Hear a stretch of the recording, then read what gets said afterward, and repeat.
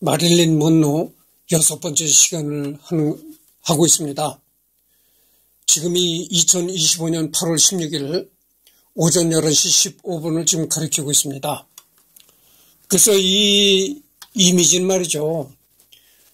마릴린 먼로가 아서 밀러와의 이제 결혼식을 치르는 그런 장면이죠.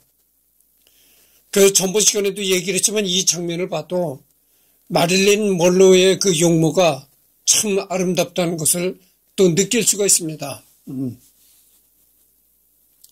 이렇게 용모가 너무 아름답다 보니까 많은 남자들의 표적이 되고 그래서 결국은 그 불행으로 이어지는 결과가 된다 이런 얘기를 했습니다. 작가 아서 밀러와의 만남은 1953년 한 파티에서 두 사람과 모두 친분이 있는 영화감독 엘리아 카잔의 소개로 만나게 된다. 첫 만남부터 깊은 사이가 된 건 아니지만 마릴린의 팬이라고 자청했던 아서와 그 자리에서 지인이자 친구가 됐다고 한다. 조와 이혼 후 마릴린은 작가나 지식인들과 가깝게 지냈는데 그중 아서가 곁에서 그녀를 많이 위로해 주었다. 결국 연인 관계가 되면서 1956년 극작가 아서 밀러와 세 번째 결혼을 하였다. 아서 밀러는 세일즈맨의 죽음을 쓴 시곡 작가였으니 언론에선 결혼식의 기사 타이틀로 최고의 지성과 최고의 육체의 만남이라며 떠들어댔다. 그래서 여러분들 두 번째까지는 이 두 번째 남자까지는 일반 야구 선수라든지 아니면은 비행기 항공 정비사라든지 이런 남자들하고 결혼했었는데 세 번째 남자는 이제 그 시나리오 작가 아서 밀러를 만나게 됐다. 그러니까 이제 세 번째 남자로서는 이제 지성파 남자하고 결혼했다 이런 얘기죠. 하지만 이 결혼도 실패로 끝났다. 이 이혼의 원인으로는 여러 가지가 있었는데 그중 첫 이유로는 마릴린의 연속적인 유산이었다. 마릴린은 아이들을 정말 좋아해서 간절히 아이를 낳고 싶어 했지만 청소년기 때 첫 아이를 유산하고 그 뒤 임신한 모든 대화를 지속적으로 유산했었다. 이 유산의 이유에 대해서는 어릴 때 유산을 한 경험이 자궁을 악화시켰다. 그리고 애초부터 자궁에 문제가 있는 자궁 내막층을 앓고 있다로 말이 갈린다. 아서와의 결혼 생활 내내 첫 출산을 위해 수없이 노력했지만 결과는 여러분의 유산뿐이었다. 그래서 이 시기에 그녀는 심적인 고통들을 견디기 위해 약물에 더욱더 의존하게 된다. 진통제 없이는 영화 촬영장에 지장이 생기는 정도였고 잠을 잘 땐 항상 수면제를 복용했다. 그러니까 이걸 보면 그 마릴린 먼로가 아이를 상습적으로 유산하게 되고 이때부터 그녀는 그 약물을 계속 복용하는 그런 단계에 들어갔던 거죠. 그래서 진통제 없이는 영화 촬영을 못했다는 거죠. 반드시 영화를 촬영하려면은 진통제를 먹어야 했고 또 잠을 잘 때는 수면제를 먹어야 했다는 겁니다. 1956년 유산을 한 후 마릴린이 아서와 함께 병원에서 퇴원하고 나오는 순간을 수많은 파파라치들이 몰려들어서 찍은 사진이 있는데 그 순간에도 그녀는 웃고 있다. 정말 가슴 아프고 안타까운 장면이다. 두 번째 이혼의 이유는 마릴린이 초창기 피로선하는 멍청하고 유아적인 백치미 역할이 대부분인데 시간이 지날수록 연기에 대한 욕구가 깊어진 그녀는 한참 배우로서의 고민을 하고 있을 당시에 아서 밀러와 결혼하게 된다. 아서는 작가이자 지식인인 만큼 마릴린을 이해해주고 지적인 도움을 줬고 특히 극작가인 직업을 살려서 배우로 성장할 만한 글들과 배역을 직접 써주었다. 그러던 어느 날 마릴린은 아서의 노트에 써있는 한 글들을 봤는데 글의 내용이 전부 둘의 결혼 생활과 비슷한 내용이었으며 그 글에 나오는 여자는 똑똑하지 못하며 어리석다의 단어가 직접적으로 나와 있었다. 이 아서의 글을 본 후 마릴린은 너무 큰 충격을 받았고 크게 슬퍼했다고 한다. 배신감을 느꼈던 마릴린은 작품 촬영 내내 아서와 아무 말도 하지 않았다고 한다. 또 다른 이유도 있었는데 아서 밀러가 메카시즘에 휘말려서 고생을 한 것도 이혼 사유 중 하나이다.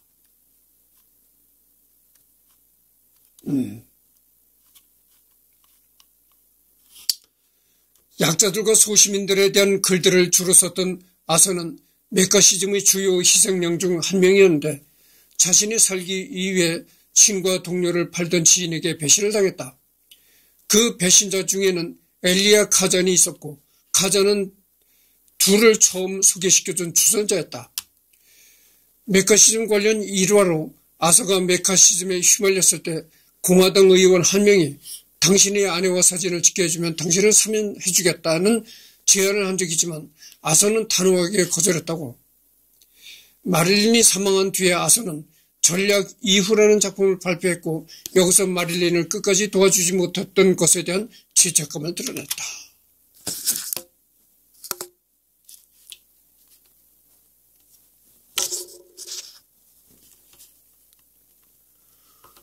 그래서 이제 이거는 이 이미지는 뭐냐면은 존 F 케네디와 함께 찍었던 유명한 아주 유일한 이미지라는 겁니다. 이 뒷모습이 뒷모습이라 정확히는 알 수가 없는데 하여튼 이게 존 케네디의 뒷모습 같아요. 아서와 이혼 후 촬영 중 대본을 못 읽을 정도로 약물 및 음주를 하여 정신건강이 악화된 마릴린은 많은 스캔들을 일으켰다. 그래서 아서 밀러와 이혼 후에 그 이혼의 충격이 컸는지 그때부터 아주 음주를 많이 했다는 거죠. 그래서 아주 여러 가지 정신건강이 악화가 됐다는 겁니다. 결국 영화 촬영을 고의로 펑크내고 존 F 케네디 대통령 생일 파티에 참가하는 스캔들을 일으켜 영화 촬영장에서 해고되었고 내연 관계였던 케네디에게 관계를 끊자는 작별 인사를 듣게 되어 그에게 심한 집착을 했다고 한다. 내가 얘기를 했었잖아요. 전 시간에. 존 F 케네디 대통령과 이제 스캔들이 생겼는데 이 FBI가 존 F 케네디한테 지건을 했다는 겁니다. 그 여자와 관계를 끊으시라고. 여러 가지로 좋지 않은 게 생긴다, 좋지 않은 말이 생긴다 해서, 관계를 끊으라고 FBI로부터 조언을 받았다는 거죠. 그래서 그런지, 어느 날 케네디가 관계를 끊자는 전화를 몰로한테 했다는 거죠. 이제 우리는 더 이상 관계를 끊어야 된다. 그 전화를 받고 이 마릴린 먼로가 상당히 마음속으로 충격을 받았다 이런 얘기입니다. 백악관의 다이렉터로 전화를 걸어 케네디를 당황스럽게 해 마릴린과 친했던 동생 로버트 F 케네디가 그녀에게 주의를 주었단 말이 있다. 또 영부인인 제클린 케네디에게 전화로 존과 나는 연인 사이다. 백악관의 영부인은 내가 될 거다라는 말을 했다고 한다.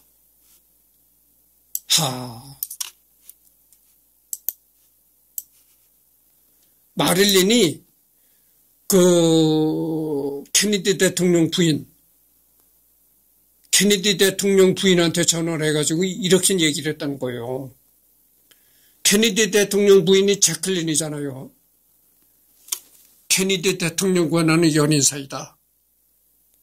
앞으로는 내가 백악관의 영부인이 될 것이다. 참 이게 이러니 그런 전화를 받은 이게 제클린이 가만히 있겠어요. 생일 축하합니다. 생일 축하합니다. 대통령님 생일 축하합니다. 생일 축하합니다. 감사합니다. 대통령님. 당신이 한 모든 일에 대해 당신이 승리한 전투들, US 스틸을 다루는 방식, 그리고 우리 문제들을 톤 단위로 정말 감사합니다. 모두 생일 축하합니다. 마릴린 먼로 자작곡이다. 생일 파티 비하인드론 마릴린은 속옷도 입지 않았으며 누드처럼 보이는 꽉 낀 베이지색 드레스를 입었고 일부러 제클린 케네디 헤어를 따라한 스타일링을 하면서 해피 버스데이 마이 프리지넌트라는 자작곡을 불렀는데 현장에 있던 많은 사람들이 환호와 경악을 했었다고 한다. 그때 기자 한 명이 달려들어 사진을 찍었는데 미국 정부에 의해 압수되고 그중 극소수만 허락받아 언론에 공개되었다. 당시 언론은 이 스캔들을 크게 부추겼는데 존 F 케네디는 스캔들을 의식해서 그날 마지막으로 마릴린과 만남을 가지고 관계를 끊었다고 한다.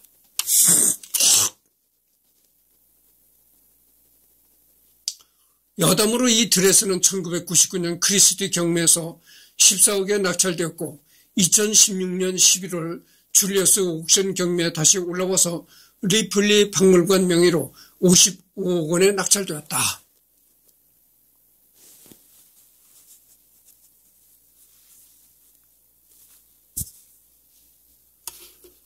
마릴린 먼로에 대한 언사. 마릴린 먼로의 23평의 영화는 총 2억 달러 이상을 벌어들였고 그녀의 명성은 그녀가 살던 시대 어떤 다른 연예인의 명성보다도 뛰어났다. 어리석고 유혹적인 금발머리라는 그녀의 초기 이미지는 할리우드의 압박을 피할 수 없는 예민하고 불안한 여성의 비극적인 모습에 나중에 자리를 내줬다.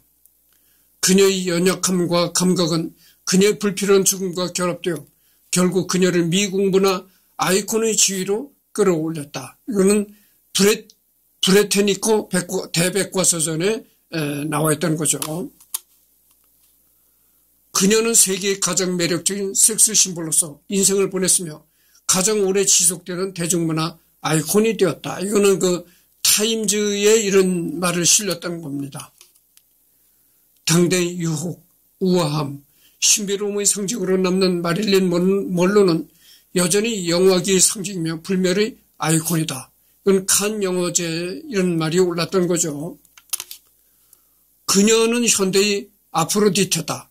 그녀는 대중문화에 스며들어 욕망을 계속 불러일으키고 있으며 그녀의 이미지는 우리가 그녀를 단순한 인간이 아닌 진정한 아이콘으로 여기지 않을 수 없을 때까지 수없이 반복되고 있다. 이거는 영국 영화협회에 이런 얘기가 있다는 거죠. 그녀의 이미지는 영원한 표준 아이콘으로 문화적 순간을 경험하고 있다. 이거는 이제 뉴욕타임즈에 이런 글이 있다는 거죠. 자신의 시대를 정의한 여배우 BBC 2019년 20세기 위대한 아이콘 중 한 명으로 선정한 이유. 그 다음에 고인이 된 금발의 여신은 영원히 숭배될 것이다. 이건 포브스에 있고 할리우드 역사상 가장 끝없이 화제가 되고 신화적인 인물인 마릴린 먼로는 꿈과 악몽이 함께 만들어진 최고의 슈퍼스타로 남았다. 순진하고 연약하며 불가능할 정도로 매혹적인 그녀는 스크린 섹슈얼리티 바로 그 본질을 규정했다. 핀업걸에서 세계적인 슈퍼스타로 부상한 그녀는 카메라가 사랑한 재능 있는 코미디언으로 발전했고 비교할 수 없을 정도로 화면 장악 능력이 존재했다. 요컨대 부속 속에 갇힌 연약한 아름다움으로 시대의 파괴에도 흔들리지 않는 마릴린은 영화에서 가장 위대하고 가장 사랑받는 아이콘으로 다른 모든 사람들을 능가하는 저절로 남아있다. 이건 올 무비에 이런 글이 있다는 거죠. 미국 대중문화의 아이콘으로서 마릴린의 인기 있는 몇몇 라이벌들로는 엘비스 프레슬리와 미키마우스가 있다. 그 어떤 스타도 정욕에서 연민에 이르기까지 질투에서 회한에 이르기까지 이렇게 광범위한 감정의 영감을 준 적은 없었다. The Guide to United States Popular Culture. 신은 그에게 모든 것을 주었어요. 사진작가가 그녀를 카메라 앞에 앉힌 첫날 그녀는 천재였어요. 빌리 와일더. 여러분 오해하지 마시기 바랍니다. 내가 이승열이가 또 사진 찍는 사진작가는 어쩌니 이렇게 얘기한 사람이 있어요. 한심한 얘기입니다. 조금 좀 내 얘기를 할 테니까 들어보시오.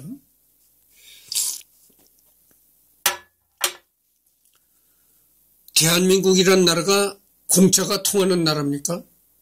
생각해보세요. 공짜가 안 통하잖아요. 이 자본주의 나라라는 것은 공짜가 통하는 사회가 아닙니다. 그걸 아셔야 돼요. 그게 자본주의의 속성입니다. 근데 여러분들 말이죠.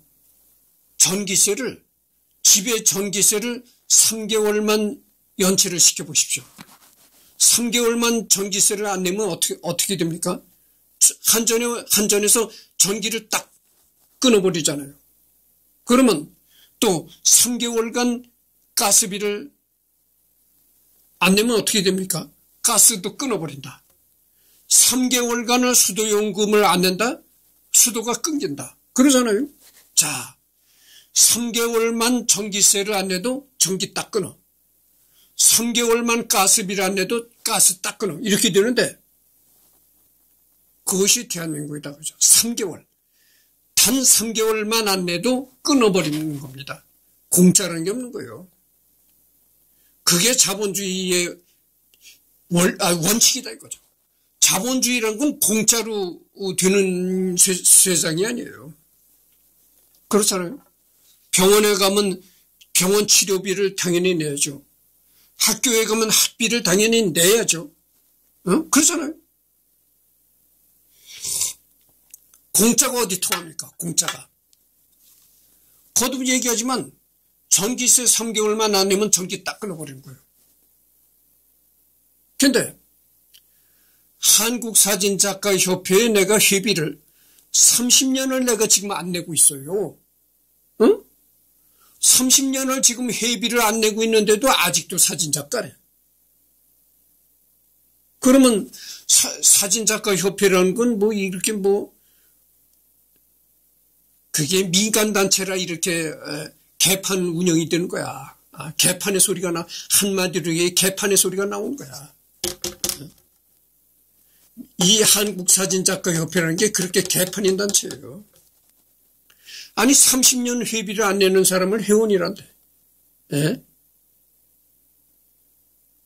도대체 이 대한민국 땅에 있는 그런 단체가 어떻게 그런 단체가 있는지 난 모르겠어요. 자 보시오. 3개월만 전기세를 안 내면 전기 딱 끊어버릴 거예요. 아니 공짜가 어디 있습니까? 공짜가. 근데 30년을 회비를 지금 안 내고 있는데 아직도 이승열이가 회원이고 사진작가래. 어디 가나 이승열이가 사진작가다 하고 그렇게 말이 따라붙어요. 기가 막힌 일이죠. 자본주의 국가, 내가 누누이 얘기를 하잖아요. 자본주의 국가에서는 절대 공짜라는 것이 통하지 않는 게 자본주의다. 근데 어떻게 대한민국이란 자본주의 국가에 있는 그런 곳에서 30년 회비를 안 내는 사람을 아직도 사진작가라고 하고 이승열이가 사진 찍는 사람이 어쩌고 이럽니까? 웃기는 얘기입니다.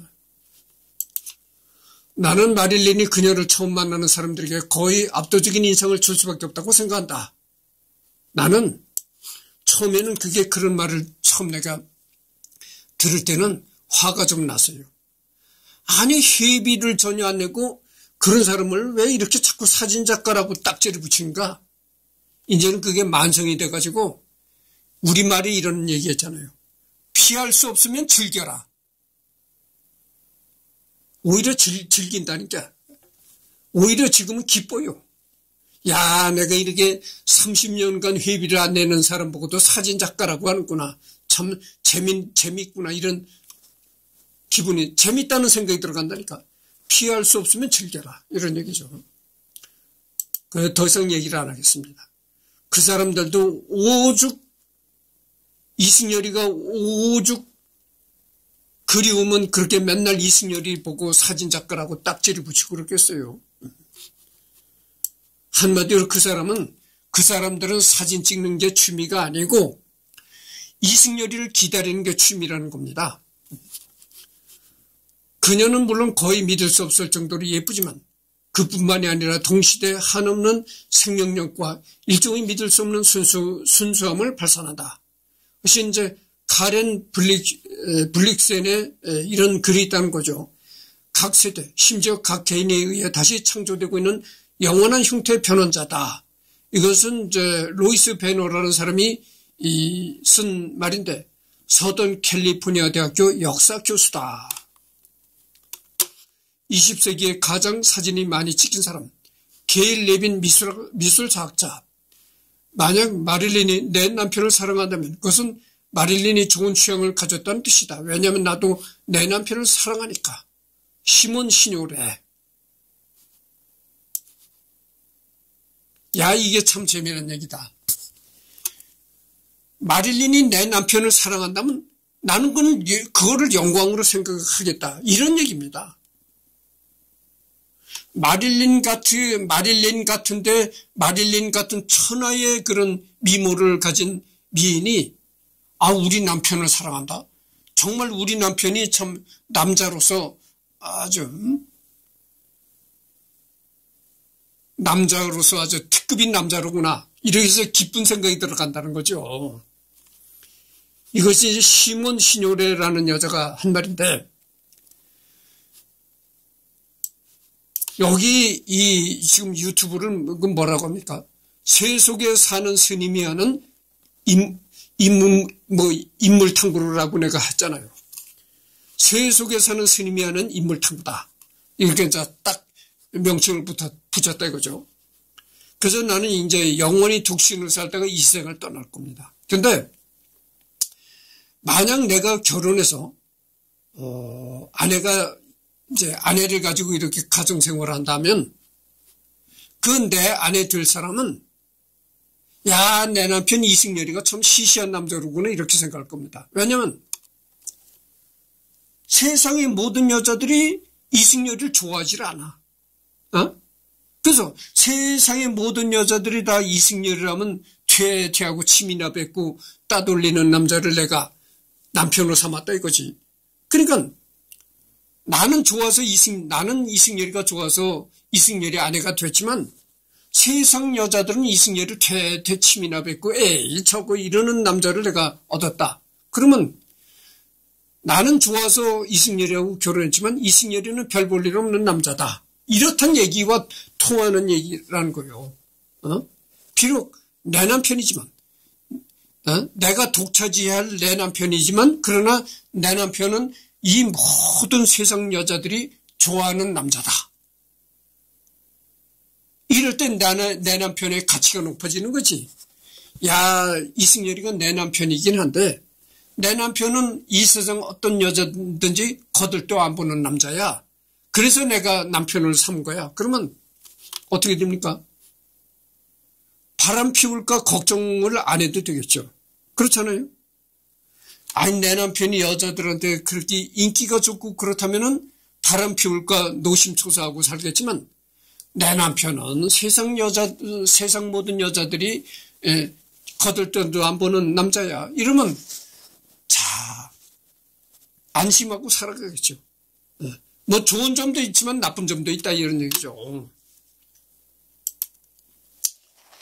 만약 내가 타임머신을 가지고 있다면 나는 전성기에 있는 마릴린 먼로를 방문하거나 갈릴레오가 망원경을 하늘로 돌렸을 때 잠깐 들릴 것이다. 스티븐 호킹. 여러분 스티븐 호킹이라는 거 이 우주 물리학자잖아요. 우주 물리학자. 이 몸이 이렇게 어렸을 때 소아마비라든지 하여튼 몸이 불편했던 그런 우주 물리학 학자인데 그 우주 물리학자도 마릴린 먼로에 대해서 이렇게 얘기를 했다는 거죠. 마릴린 먼로 프로덕션은 할리우드에서 최초의 여성 소유의 제작사였다. 그녀는 할리우드 여성들을 위한 길을 닦았고 모든 여성들은 그녀의 이미지에 동의하지 않던 그것에 대해 그녀에게 빚진 것이 있다. 머라이어 캐리가 이렇게 또 얘기를 했다는 거죠. 마릴린 먼로는 최초의 미국의 여신, 우리 여신입니다. 그녀는 떠났지만 어디든지 있어요. 스타는 죽지만 빛은 영원히 계속됩니다. 버드 스턴. 노래, 신사는 금발을 좋아한다. 뜨거운 것이 좋아. 나이가라. 돌아오지 않는 강. 뭐 이런 노래들의 이제 그 마릴린 먼로의 얘기가 담겼다는 거죠. 이외에도 콜 포터의 My Heart belongs to Daddy를 불렀다. 필모그래피. 1947년 위험한 해. 1948년 스쿠다 헤이. 숙녀들의 합정. 1949년 러브 해피. 토마호크행 티켓. 아스팔트 정글. 이거는 이제 1950년 EV 모든 것. 파이어볼. 라이트 크로스. 홈타운 스토리. 그 다음에 1951년 As Young As You Feel. 러브 네스트. 뭐 이런 게 있고 1952년에는 이제 그 밤의 충돌. 유연한 메리드. 돈버터 투 노크 뭐 이런 게 있고 1953년은 나이아가라. 신사는 금발을 좋아해. 백만장자와 결혼하는 법. 1954년엔 돌아오지 않는 강. 쇼처럼 즐거운 인생은 없다. 55년에는 이제 7년 만에 외출.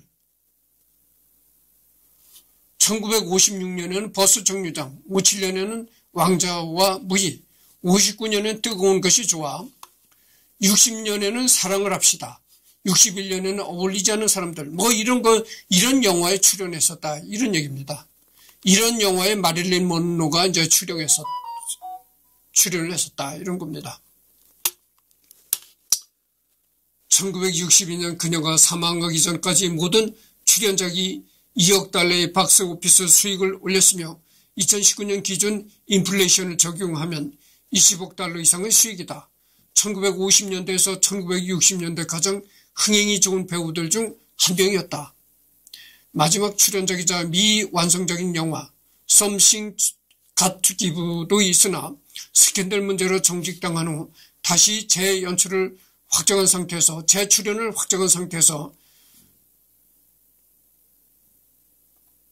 연출이 아니라 출연이죠. 그녀가 사망해 영화 자체가 폐기되었지만 영화사에서 부분적으로 공개를 해 클립 형식으로 볼 수 있다. 연출이라는 것은 이제 뭐 영화 감독이나 이런 게 연출이고 출연이죠. 배우는 출연입니다. 대중매체에서도 이제 이렇게 나왔다는 거죠. 여기 보면 이거는 일일이 리딩을 하지 않겠습니다. 영국에서는 왕자와 무희. 그 다음에 넷플릭스에서 마릴린에 대한 소설 원작 영화 금발이 너무해. 그 다음에 펄프 픽션, 드라마 뭐 이런 게 있고, 영화 내용에서 마틸다 배역의 나탈리 포트만, 아기 공룡 둘리, 폭풍우 치는 밤의 2005년, 벌거벗은 세계사 뭐 이런 게 있고 여담.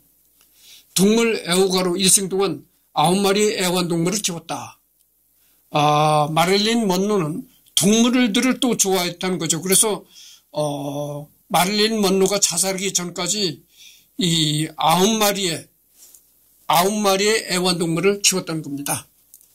산소를 마시듯이 샴페인을 즐겼다.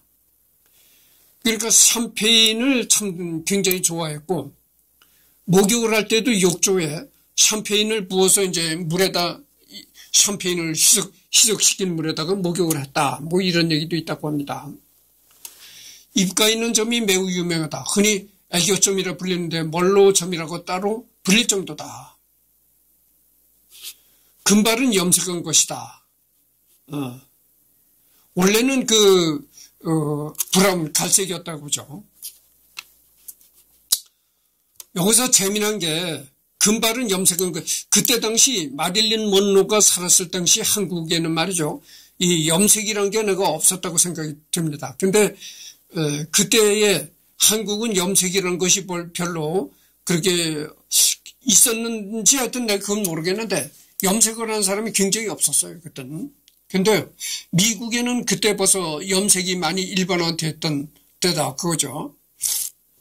그래서 마릴린이 사망한 후에 이 부검하는 과정에서 이 마릴린의 채모를 보니까 갈색이더라 이런 얘기죠. 브라운. 키가 166이다.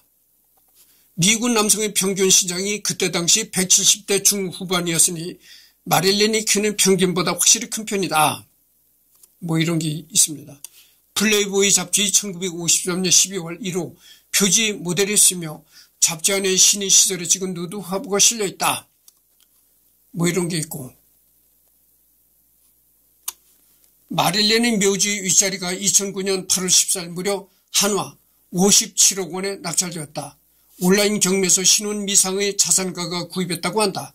광고 문구로는 마릴린 먼로 바로 위에서 영원한 시간을 보낼 수 있는 기회가 여기 있다 였다고. 참고로 마릴린 묘지 오른쪽 옆자리는 2024년 3월 30일 한화 2억 6,300만 원에 낙찰되었다.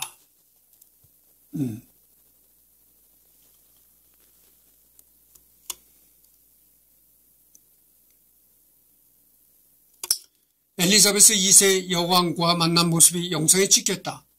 원본 영상, 컬러와 영상 1956년 10월 29일 영국에서 할리우드와 유럽 영화계 인사들을 초청한 자리였는데, 그때 마릴린은 영국에서 영화 왕자와 무희를 촬영하고 있어서 참석하게 되었다고 한다. 서로 마주보며 악수를 하고 간단한 얘기들을 나누는데 둘은 1926년생 동갑으로 굉장히 묘하고 아이코닉한 느낌이 든다.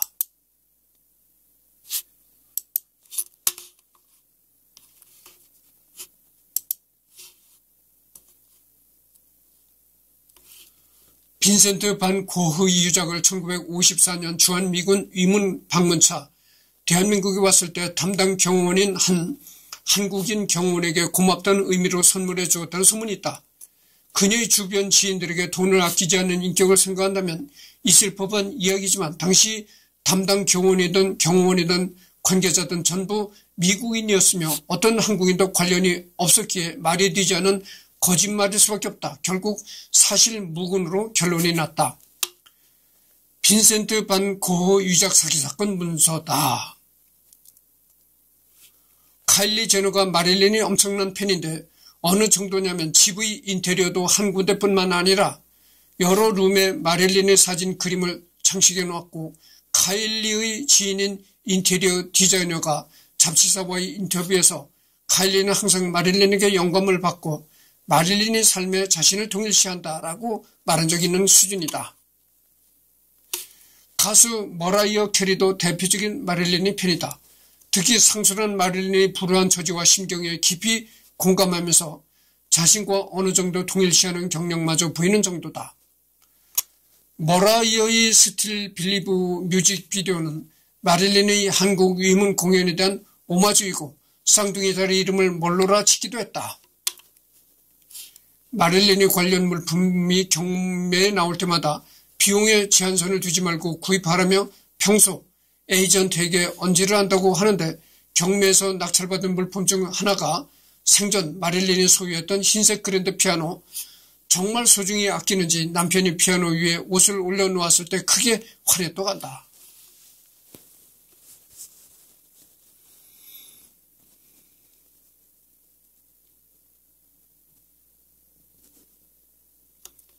(2011년 7월) 미국 시카고의 번호가에 있는 파이오니어 광장에 마릴린 먼로의 환풍기 신을 재현한 대형 동상이 설치됐었다.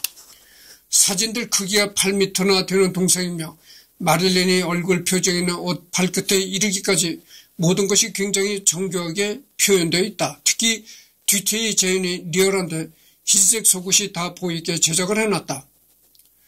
또 주변을 울타리로 막은 것도 아니고 누구든지 자유롭게 만져볼 수 있도록 완전 개방해 놓았기 때문에 마릴린의 다리에 키스하며 사진을 찍는다든지 두 다리 사이에 서서 고개를 위로 들고 사진을 찍는 등 민망한 장면을 연출하는 사람들이 많았고, 두 다리 사이에 서서 고개를 위로 들고 사진을 찍는 등 민망한 장면을 연출한 사람들이 많았고, 시간이 흐를수록 너도나도 당연하다는 듯이 그렇게 했다고 한다. 그리고 설치한 지 1년도 되지 않았는데 어떻게 뿌렸는지, 그 높은 속옷 부분에 빨간 페인트를 뿌려놓는 등 마찬가지로 민망한 방식으로 동상이 훼손되기 시작했다. 당연히 선정성 논란이 있을 수밖에 없었고 결국 미국 날짜로 2012년 5월 7일에 철거되었다고 한다. 다만 논란 때문에 어쩔 수 없이 철거하는 것이 아니라 원래 2012년까지만 설치해둘 예정이었다고 한다. 이제 시카고에 가도 더 이상 볼 수는 없게 되었지만 사진은 검색해 보면 쉽게 찾을 수 있다. 실제로 완전히 없어진 건 아니고 캘리포니아주로 옮겨졌다. 2014년 6월 현재는 뉴저지에 정착해 있다. 그러니까 마릴린 먼로가 이 지하철 환풍구에서 이 치마가 확 걷어져 올라가는 그런 그게 있잖아요. 그런 동상을 해놨었다는 겁니다. 시카고 이제 번화가에 그런 동상을 해놓은 게 있었는데, 이 남자들이란 건 항상 짓궂은 남자들이 많죠. 이 미국에도 짓궂은 사람들이 많은 겁니다. 그러니까 이제 그 동상이 큰데, 그 동상 밑에 들어가서 이제 마릴린의 사타구리를 마릴린의 이렇게 팬티를 이렇게 올려보면서 사진을 찍기도 하고, 내가 이렇게 마릴린 사타구니 밑에서 올렸다 보면 사진 찍었다, 이제 이러고, 그리고 뭐 빨간, 이 빨간 스프레이로 이제 마릴린 팬티 부분에다가 막 이렇게 칠하기도 하고 그랬다는 거죠.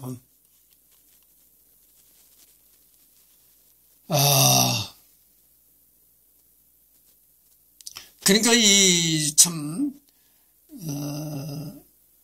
우리나라도 그렇잖아요. 우리나라도 마릴린 먼로처럼 얼굴이 뛰어난 미모는 아니지만,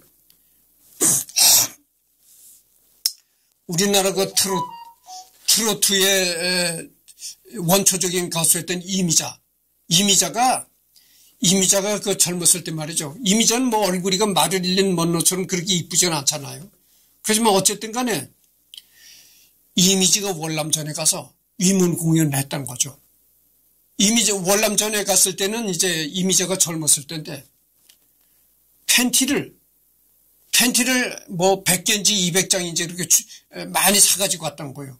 그러니까 자기가 입었던 팬티는 아니고 신품을 산 거지. 이렇게 많이 이제 사가지고 가서 그 월남전 병사들한테 위문 공연을 하고 팬티를 뿌렸다는 거예요. 그러니까 병사들이 쭉 이제 앉아서 보는 거기다가 팬티를 뿌리니까 너도 나도 병사들이 그 팬티를 그게 신품 팬티인데 그게 이미자가 입었던 팬티라고 착각을 했는지 병사들이 몰려들어서 그 팬티를 죽느냐고 정신이 없었다는 거죠. 이제.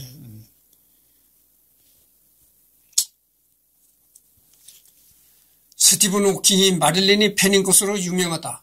호킹의 연구실 중앙에 그녀의 매우 큰 사진이 붙어져 있으며 만일 과거로 여행을 떠날 수 있다면 전성기 시절의 마릴린 먼로와 갈릴레오 갈릴레이를 만나고 싶다고 말하기도 했다.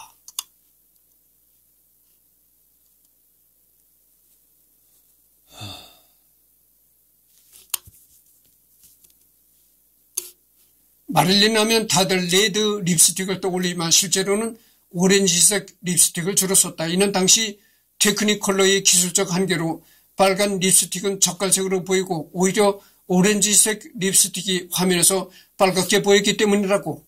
이 오렌지색 립스틱은 실제 판매되던 색이 아니라 시제품으로 컬러를 마음에 들어한 마릴린이 특별 주문을 해서 썼을 가능성이 높다. 이렇게 있고.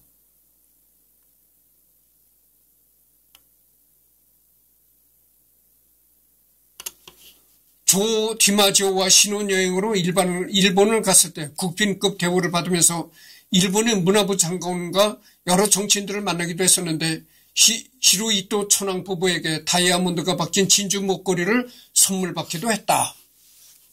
알베르트 아인슈타인과 엮이기도 했었는데 지인과의 대화 중에 성관계를 같이 하고 싶은 남성들을 얘기했는데 마릴린은 아인슈타인을 원했다. 실제로 마릴린은 지적이고 성숙한 남성을 매우 좋아했다. 아인슈타인과 마릴린 서로의 관계에 대해서는 여러 말들이 있긴 하지만 정확히 사실로 밝혀지진 않았다. 마릴린이 제일 성관계하고 싶은 남자가 바로 아인슈타인이었다는 거죠. 참 재미난 얘기입니다.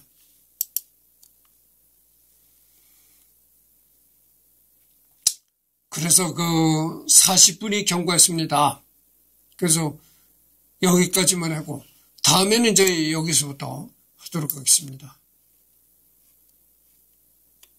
그래서 뭐 이게 그 데이터는 이제 얼마 안 남았어요. 데이터는 얼마 안 남았는데 아마 그 신문사를 검색을 해보면 신문사에 올라온 기사를 검색해 보면 마릴린 먼로가 1954년에 한국전쟁이 끝나고 바로 1954년에 여의도 비행장에 내려가지고 한국의 주한미군들은 이제 그 유문 공연을 했던 그런 적이 있으니까 마릴린 먼로에 대한 신문 기사가 분명히 있으리라고 생각해요. 그래서 신문 기사를 검색을 해가지고 마릴린 먼로에 대한 그 기사가 있으면은 그거를 또 리딩하도록 하겠습니다.